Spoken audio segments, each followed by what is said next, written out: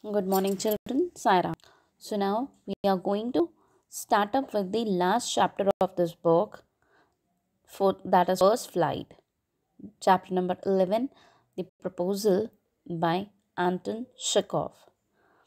Children, what is the meaning of proposal? What is so interesting about a proposal? When we are talking about a proposal, I hope that the proposal word has several meanings. And can you guess that what is the meaning, exact meaning of the proposal for the play? A suggestion, a plan, or scheme for doing something, an offer for a possible plan or action, the act of asking someone's hand in a marriage. What do you think? The word proposal means to have, you can say, the act of asking someone's hand in marriage, first answer. And you can, in offline, or offline means in a casual mode, you can say proposing an idea, suggest asking for an legal permission for, you can say, any idea or the continuity of a plan, execution of a plan, or something. But over here, the proposal means dash. What I mean to say is, now we have to discover what is the meaning of proposal actually in this play. Now, when we are talking about Anton Chekhov, so who is Anton Chekhov and why I have made it a Russian wedding? So let's have, before continuing with the play, let's have a small or brief introduction about Mr. Anton Chekhov. This is the gentleman, Mr. Anton Chekhov. Now, Anton Pavlovich Chekhov was a Russian playwright and short story writer who is considered to be among the greatest writers indeed of short fiction in history. His career as a playwright produced four classics, and his best short stories are held in high esteem by writers and critics. Even children, he was famous for his short stories. He is well known for his short stories.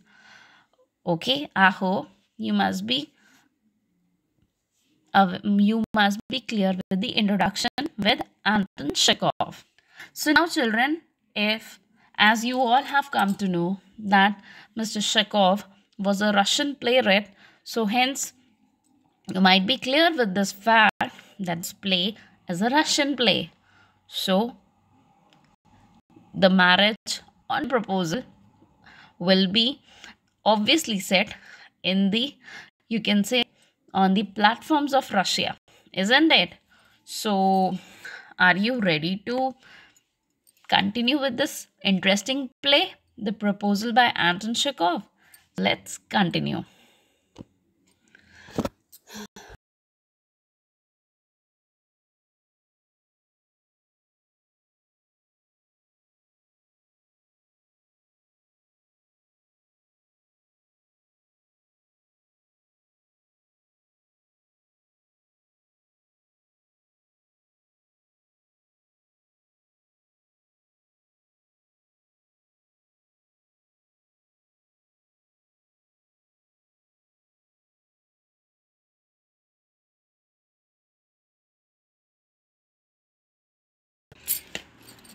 So, the proposal, the introduction of the story. The Proposal is a one act play that begins with a young man, Lomov, presenting a marriage proposal to his neighbor's daughter. Before he could actually convey it to the girl, they enter into an argument about oxen meadows. Shubuko, the lady's father, also joins the heat discussion. After end this, they enter into another argument about their dogs. and which one is better than the other. In the midst of all this, proposal gets forgotten until Lomov falls off due to his palpitations, and Shubukov instantly puts her daughter's hand in Lomov's hand. Unfortunately, this quarreling still continues. Now, now I am going to give you the pronunciation for these characters right from the textbook. Okay, children, because being the as the mode of language is Russian, so the characters will be the name of the characters will be pronounced in Russian only. So first is Stepanovich Shubukov, a landowner. Then we have Natalie Stepona, his daughter, who is 25 years old. Ivan Vasilovich Lomov, a neighbor of Shubukov. I repeat, Shubukov, a large and hearty but very suspicious landowner. So, children, when we talk about this story, when we know in the starting what happens, this play is set very smoothly. Lomov enters wearing a dress jacket and white gloves. Shubukov rises to meet him. The story starts. Shubukov enters and says that introduces himself.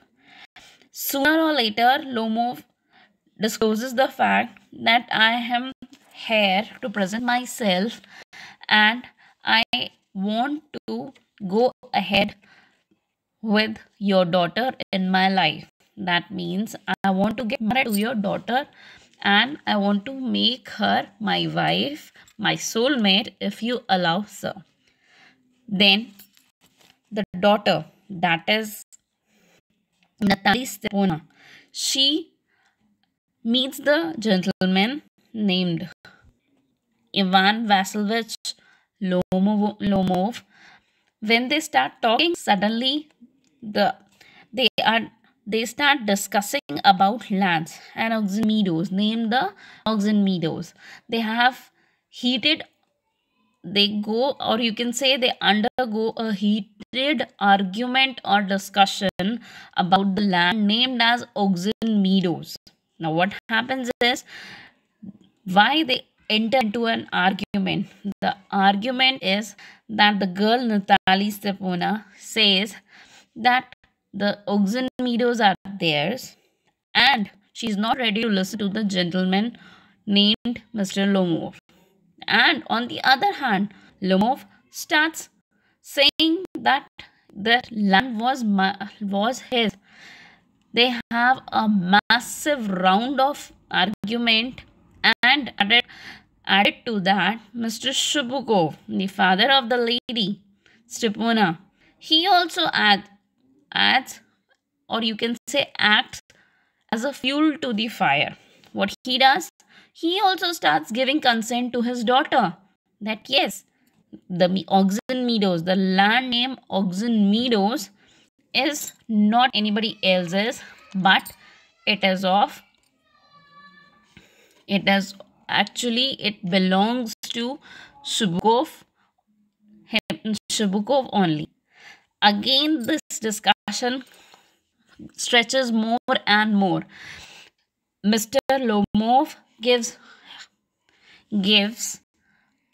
his clearance that yes, I am ready to prove, I am ready to give you evidence or proof that this land belongs to me, not to you. Then suddenly there is a concept of Natalie. She says that why are you feeling disrespected? And I shall not repeat the words. At that time, Natalie says, Papa, we shall send the mowers out to the meadows at once. And it is an indirect way of telling Mr. Lomov that the land is there. Whose? Mr. Shubukov's land. And at that time, Lomov says that I'm feeling palpitation, I'm feeling low, I'm not able to breathe in, my heart is getting low, I'm not able to breathe, my heartbeat is getting low, and due to that high heated, high heated discussion, he is not able to, Lomov is not able to adjust himself. And Natalie keeps on repeating the same thing, that the land is theirs. When somehow he is not able to understand or cope up with the situation, Lomov moves out of the house. And after that, what happens after he goes? Shubukov and Natalie realize one fact. What is the fact? Shubukov starts yelling, crying, screaming. And what is the reason of yelling, crying, and screaming? That he forgets to tell Natalie that the gentleman did arrive for the fact to propose. Actually, he came with the motive to ask for the hand of his daughter, that is for Natalie. And Natalie starts crying.